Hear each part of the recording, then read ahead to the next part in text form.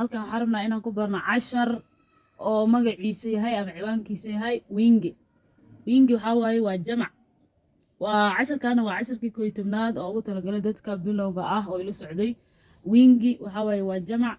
soo haddaba marka jamacaan ka hadlayna maxay tahay? waa jamaca shakhsiyaadka kala duwan aan soo baranay oo ficil sameeyaasha ahaa. shakhsiga koowaad oo ah mimi ni, shakhsiga koowaad oo ficil sameeye ah. wewe u, shakhsiga labaad oo ficil sameeyaha ah. yeye a, shakhsiga labaad oo ficil sameeyaha ah. haddaba intaan waxaa waaye markay keli yihiin umoja lahaa waa keli shakhsi waa hal waay. laakiin markay badan yihiin ayaan rabnaa maanta inaan fiirno iyo jumlada si loogu isticmaalayo. haddaba marka shakhsiga koowaad oo jamac ah waa sisi tu. waa isleeyihiin, waa isla isticmaali kartaa ama tan keliya ka tagi kartaa sida hore kuwaana ugu soo baranay. waa annaga, nyinyi, waxaa waay iyadana adinka. oo adiga marka hore oo qofka koowaad labaad aad la hadlaysa adiga markaad leedahay, ayagoo jamacna waxaa leedahay adinka meeshan jooga, adinka aan la hadlayo i dhegeysanaya, adinka hadartaan iga arka kamerada oo i daawanayo, adinka idinla hadlaya. soo marka adinkaas swahili waxaa lagu dhahaa nyinyi dan xaraf shaqal lama socdo, marka lagu akhrinaysaa. haddaysan shaqal raacsaneen aa leedahay.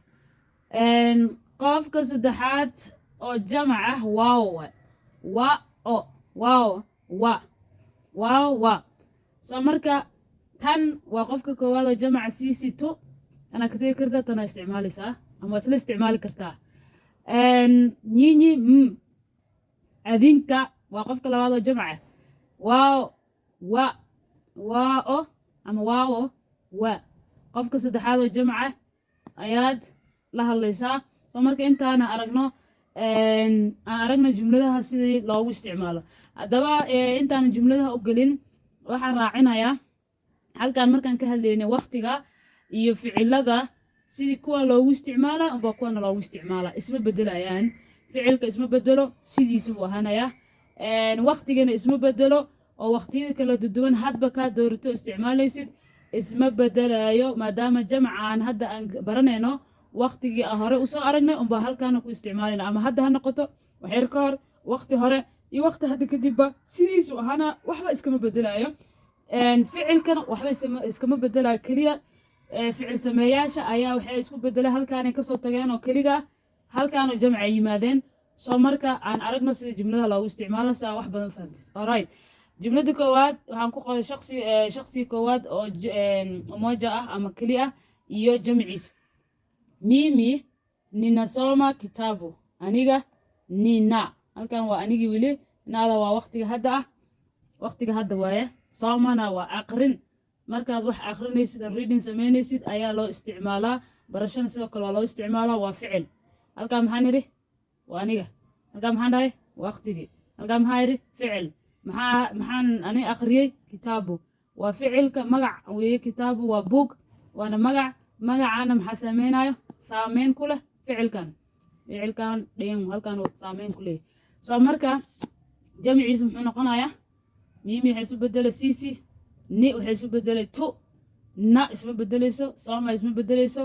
halkan way isbedelaysaa. ingeliyaashii aan soo biray ardayda baraayay bayna ka mid yihiin. magacan ka mid yahay ki markuu yahay keligiis waa magac keliya. vitabu way isu bedelaa. kitabu waa hal book.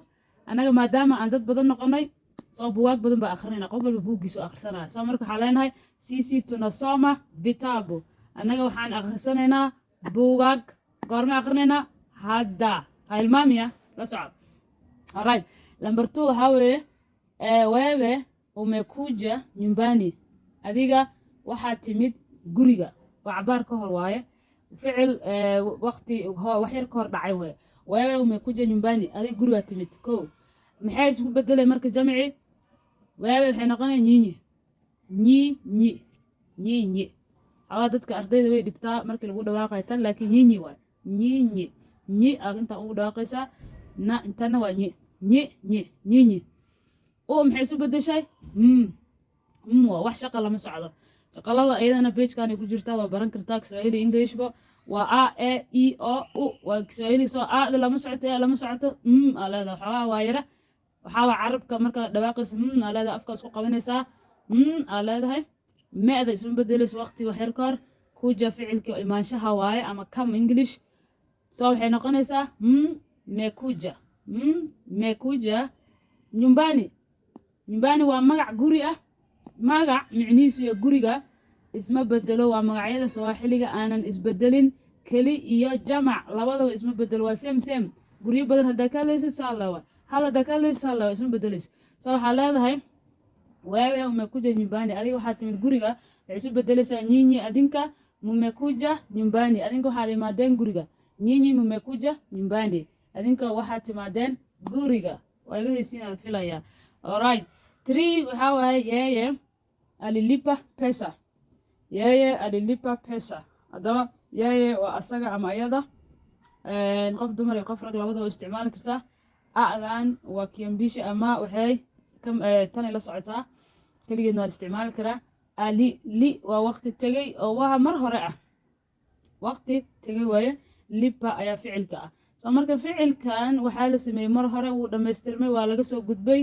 soo lipa waa bixin, waxa marka lacagta la bixinayo ayaa badanaa la isticmaalo, waa pay. English waxaa lagu dhahaa pay, you must pay money. soo marka qof baa howl kuu qabtay, shaqadii service markuu kuu qabtay unamlipa, waxbaa iibsatay qofkii aad ka gadatay unamlipa, waa lacagta bixinaysaa. badanaa lacagta loo isticmaalo. lipa haddaa aragtid pesa ku xigto, lipa pesa lacag ku xigto, lacagta bixi haddii lagu dhaho waxaa weeye lipa pesa. soo marka yeye alilipa pesa, asaga wuxuu bixiyey lacag, iyada waxay bixisay lacag. waa igaysiin jamci maxay noqonaysaa wao iyaga. waa aad waxay isu bedelaysaa waa, li isma bedelayso, lipana isma bedelayso. remember ama xasuusnow, waqtiga ma saameynayso jamac ama keliya, waa same. ficilkana waa sidoo kale ma saameynayso keliya ama jamac, waa same sidooda ahaana. halkan kiambishigan baa isbedelayo iyo jamaca. soo marka waxay noqonaysaa wao walilipa pesa, wao walilipa pesa, wao walilipa pesa.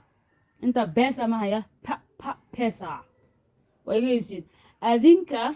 halkan waxaa way sorry, wao ayaga walilipa waxay bixiyeen pesa, lacagay bixiyeen. wao ama wao walilipa pesa, iyaga waxay bixiyeen lacag.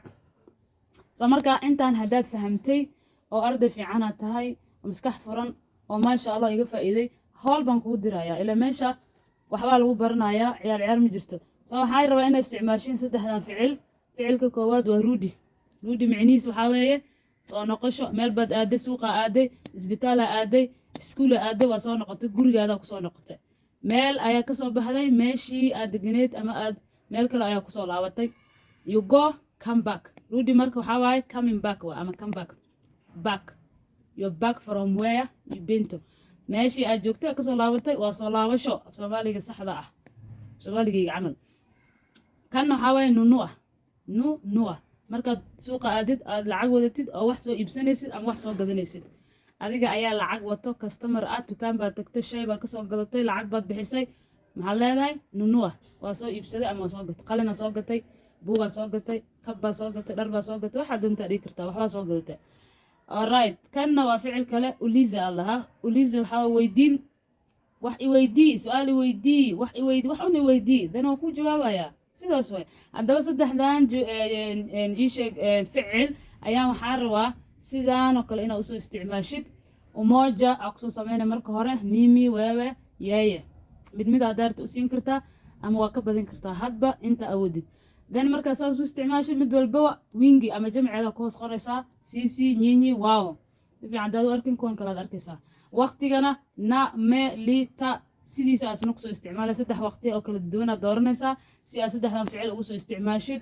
haddaba shaqo wacan.